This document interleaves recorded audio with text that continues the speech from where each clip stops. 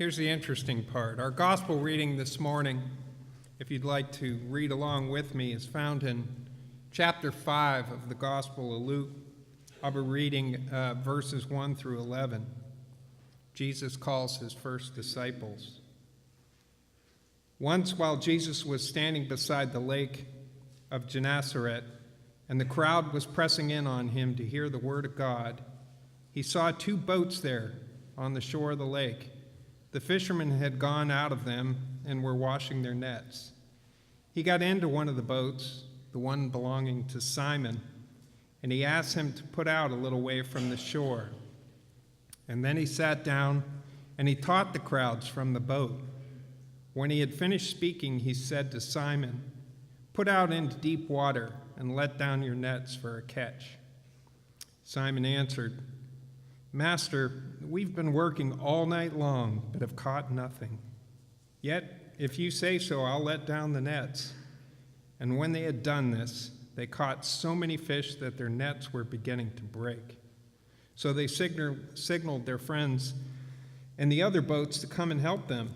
And they came and they filled both boats, so that they were so full they began to sink. But when Simon Peter saw it, he fell down at Jesus' knees, saying, "Go away from me, Lord, for I am a sinful man." For he and all who were with him were amazed at the catch of fish that they had taken. And so were the sons James and John, sons of Zebedee, who were partners with Simon. Then Jesus said to Simon, "Do not be afraid. From now on you will begin catching people." And when they had brought their boats to shore, they left everything and they followed him. This is the word of the Lord. Thanks be to God. So my message this morning, friend request. How many of you here use some type of social media like Facebook? If you could bring my slides up, Bob. You working on it? Yeah.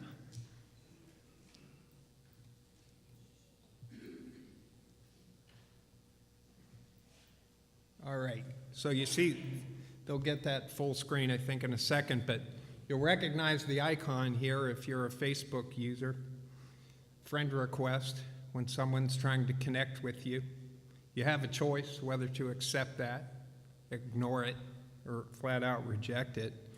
So most of us today are at least casually familiar with social media if you're not participating in it in some way. And I'm not here to expound on either the virtues or the evils of this communication medium, but rather I just wanted to borrow the phrase friend request to talk about friends and the role of friendship in our lives.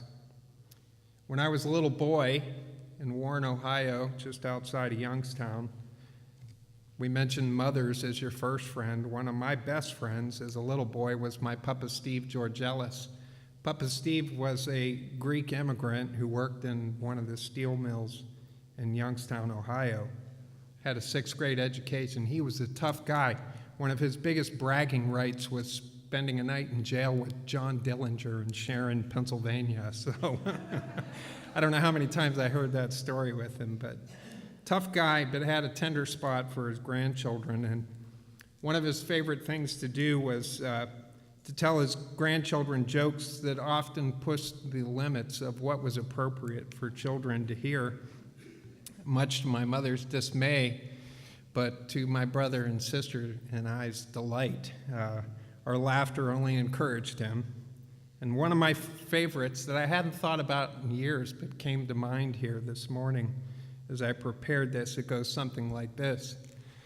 There was a little boy pulling his little red wagon down the street, and it got stuck in a large crack in the sidewalk, and it's stuck there. He's cursing away at his wagon, trying to pull and pull. Walking the opposite direction down the street was a young pastor from a nearby church. He sees the young man and his frustration trying to get his wagon freed from the crack. He says, "Young man, what is it that troubles you?" The little boy says, "My wagon, it's stuck. It's been stuck here. I'm trying to go to my friend's house." And the pastor says to him, "Well, did you know that Jesus is your friend and Jesus is everywhere? He's always with you. The little boy is tuned in. He's listening. He's taking notes here. The little boy asked the pastor, is Jesus over there by that tree? And the pastor says, well, yes, indeed he is. He said, well, is he on Mrs. Smith's porch across the street? And the pastor says, yes, I believe he probably is. Little boy stops, he thinks, he says, well, is Jesus in my little red wagon? The pastor says, well, indeed he is. The little boy says, well, then why don't you tell him to get out and push? So, anyways, I was a social media skeptic until a few years ago when one of my close friends from my years in the Navy urged me to get a Facebook account. His name was Jeff, and Jeff said to me, he said, Facebook was a great way to stay connected with all your old squadron mates and friends. So I set up an account. I sent my first friend request to Jeff, and soon the connections grew, and sure enough, next slide there, please. There we go. I was able to see pictures and videos of many old friends, and you'll notice my main form of employment these days is teaching history and strategy, so I'm going to preach it like I teach it today. It's a bit of a multimedia approach, something different at least. But you started to gain a lot of friends, and another Facebook icon here, you get old friends and then friends of friends, and sometimes people you sometimes go, do I even know this person, or where do I know him from? If you play on social media at all, you know what I'm talking about. But one day I received a different kind of friend request from a guy that I first got to know on a close personal level while I spent 6 months during the winter on the island of Adak, Alaska. This was 1987. I'll get back to this friend request, but first I need to take a tangent and tell you a little bit about Adak, Alaska. So here's your geography lesson for the morning. There's Adak. It's at the southernmost arc of the Aleutian Island chain, a volcanic island chain. Earthquakes and volcanoes are a frequent experience there. I was deployed there. My squadron was home ported in Hawaii at the time. We deployed to Adak because it was a great place to hunt for Russian submarines that transited the North Pacific back during the Cold War, if you're old enough to remember that. That's what took me there. But while I was on this island, my friend through my whole first tour in the Navy, Jack Clausen, invited me to join a Bible study with him. So I was raised a Catholic. I started attending a Bible study. The man's name was Dave Smith. It was conducted at the Smith's family base home there. Dave was a member of the Conservative Church of Christ, a lay member of the church, not a pastor. He worked as a civilian on the base at Public Works in Adak. And our Bible study meetings welcomed everybody, even curious Catholics like myself. They were often accompanied by a potluck dinner, something different, especially for us active duty guys stuck in the barracks there. One person would bring caribou meat, one of my favorites, another a pie. There were always desserts, fresh bread, and I usually brought fish that I caught in the streams in Adak. You could just pretty much take a net and scoop them out there. But for the first time in my life, because of this Bible study experience, I read the New Testament from cover to cover. And this group was something much more intimate in my growth as a Christian than anything that I had experienced growing up in the Catholic Church. Not to say anything bad about my Catholic upbringing, it at least brought me that far. But I suppose it was my first step on the path to becoming a Methodist. While attending this Bible study and experimenting even with Protestant chapel services, I witnessed an adult baptism for the first time. It was the baptism of my friend Jack Clausen.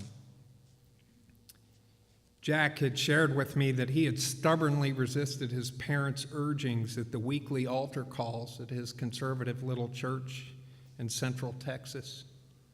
But now he professed that it was time to get right with the Lord. Jack's baptism was a full immersion backwards dunk in the Naval Station swimming pool one Sunday afternoon in the winter of 1987. The experience deeply moved me. What may seem to be a strange point of comparison to this experience was when I once saw my older brother Bill get electrocuted. Bill stepped on a hot wire beneath the snow. The jolt had stunned him. It sent him falling to the ground. He was dazed, and it was followed by tears. Bill was hurt, but he recovered.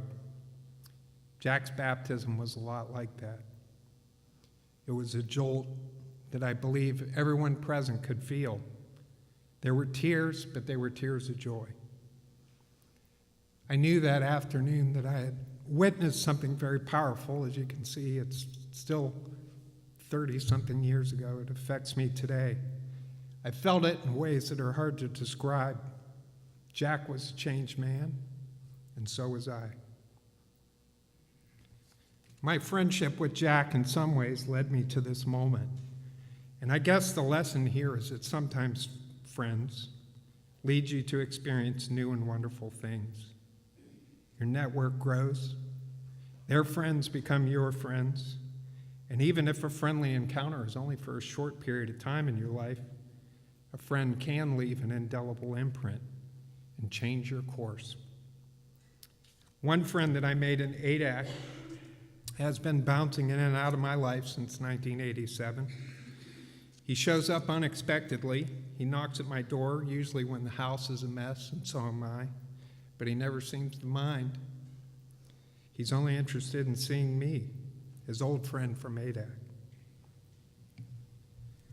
One thing about him that's a little bit annoying is he's kind of a backseat driver. People that know me know that I don't sit still well. I'm always on the move, sometimes running a little bit late and going a little too fast down the road. And it's on those days when the 9-passenger van in front of me is going 10 or 15 miles below the speed limit, and I feel like I really need to get somewhere. When I catch up with the van, it usually has a sign on the side of it saying something like Christian School for Orphan Children on the side. That's when my old friend laughs at me and points out that I should just really slow down a little bit sometimes and not be in such a hurry. In his own quiet way, he also reminds me that I should be kind to people, even Yankee fans. I try. His own example is a constant reminder of this quality, and I try to be a better person because of him. Once, in 1999, right here at Brunswick United Methodist Church, he encouraged me to join a mission team and travel to Nicaragua. He really encouraged me to go, but he left all of the fundraising and the prep work up to me and the rest of the team. Even though, despite that, he really made this trip special, especially our experience as the first American visitors to our sister church in Koyuzne. And despite the language and cultural barriers, people really opened up their hearts to us. I'm sure it had a lot to do with his presence. Next slide. There we go. That was not the trip in the year 2000 that we went on. This was a trip last year. You'll recognize some familiar faces there. Lauren and Nancy, Lori Bozeman, my wife Sandy and I. The woman in the purple shirt, Dr. Belinda Forbes, our missionary that we support in Nicaragua, Phil Kerber, and the last guy there on your left is my first cousin and good friend, Brian Ellis from Ohio, that joined us on the trip. Next slide. Let's see if this will work. Here was the project we did on that trip. That's our sister church. We built a patio and an awning out in front. Next slide. And being the team leader, I'm like that guy with the road crews you see out on the highway. I was just giving orders while Lori Bozeman and everybody else were digging in the heat and carrying all the heavy objects. So being my 7th or 8th trip to Nicaragua, I decided to just kind of stand back and run things. And just kidding. It was a great experience for all of us. But my friend does that a lot. He encourages me to sign up and volunteer for projects at our church or in the community. He encourages me to donate my time and money. And as with my wife, for reasons that are both the same and different in some ways, I have a hard time saying no to him. He's that kind of friend. He's there when you need him, and he asks you to be there for others when they are in need. Here's a few examples. Next slide, Bob. These are folks in the village of Las Mercedes in a drought-prone region in Nicaragua. They had been praying for access to clean water. Many people were getting sick from parasites, cholera, and things like this in the water where their same animals and people shared. Not a good condition. They prayed for access to clean water, and what God sent them was a bus full of gringos with blue buckets and these neat little water filters that'll keep all the diseases out of their water supply. That was God's answer to them. Next slide. Here's our friends in Western Maine at the United Methodist Economic Ministry this past Christmas.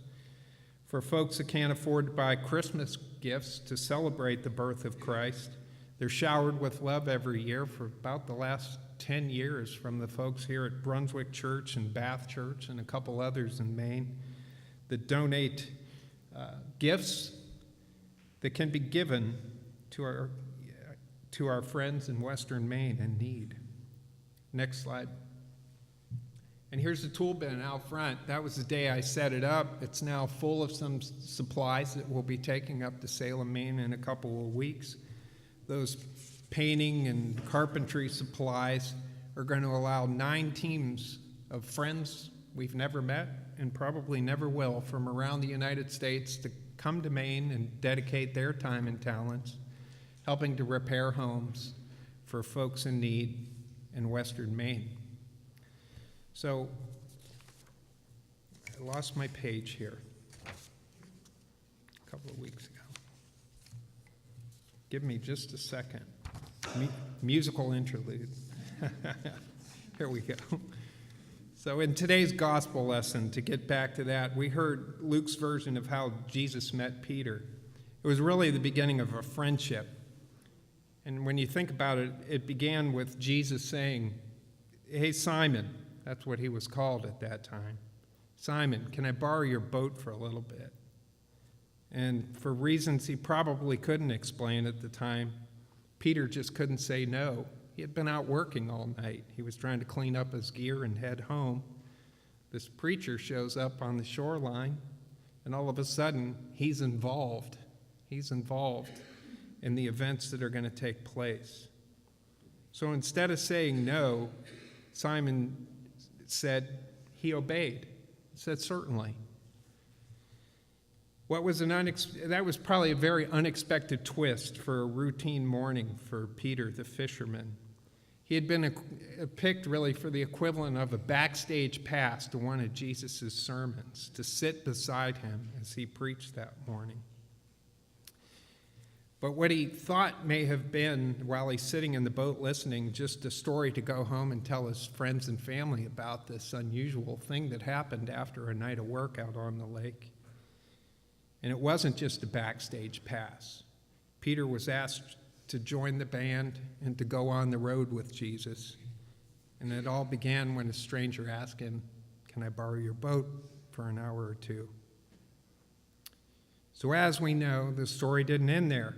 When Jesus finished speaking, Jesus said to Simon Peter, "Let's go fishing."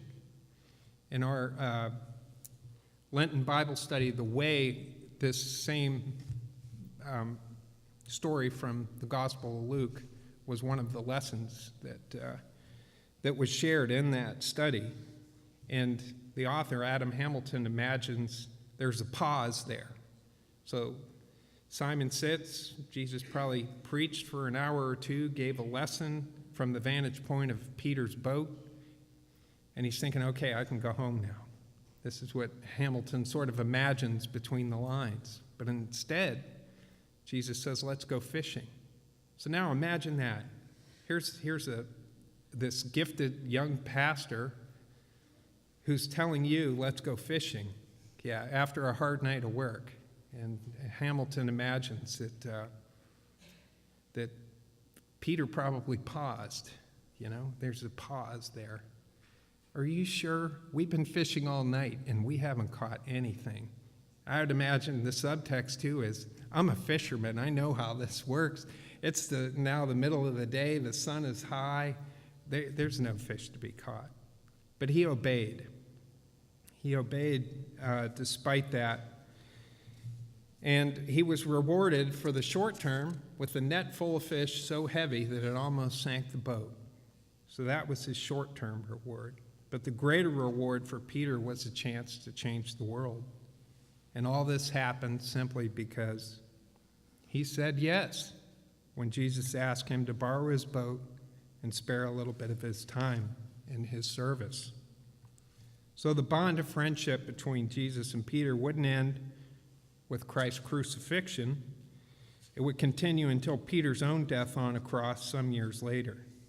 Peter died as a martyr for Christ. He gave up his own life for his friend rather than ever deny him again. So, pages. Should have got a stapler.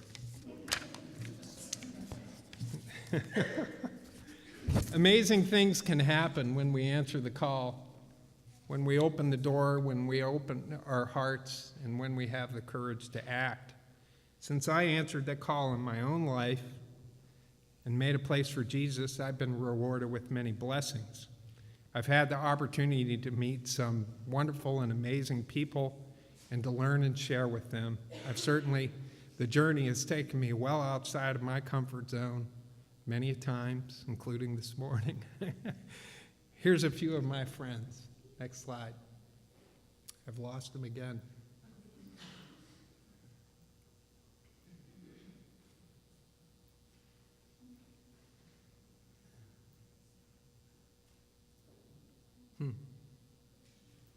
Well,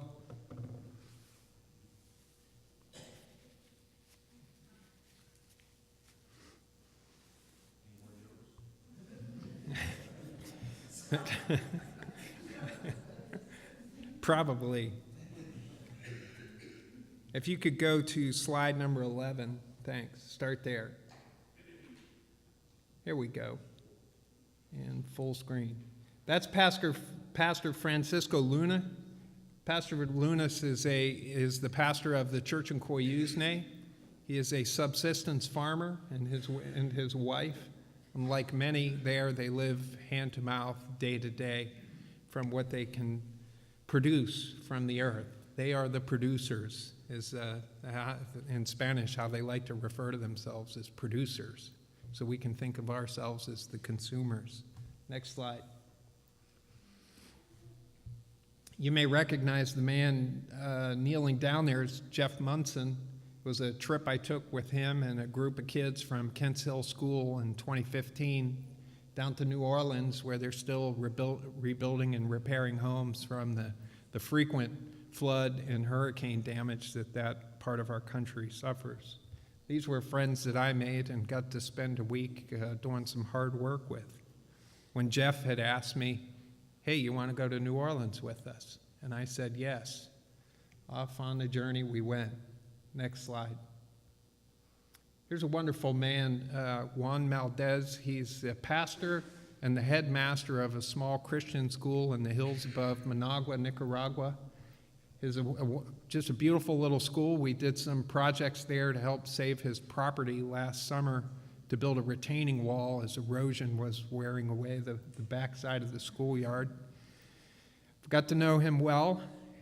He sent me a request this year. They need some desks and some chalkboards for the classrooms, which are just bursting with children. So my wife and I have been raising money to buy those materials and take them to the school this July when we're next in Nicaragua.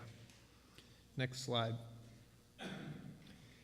This was a great trip, mission trip to Nicaragua in the summer of 2015. It was 18 kids from a Catholic high school in my hometown of Warren, Ohio.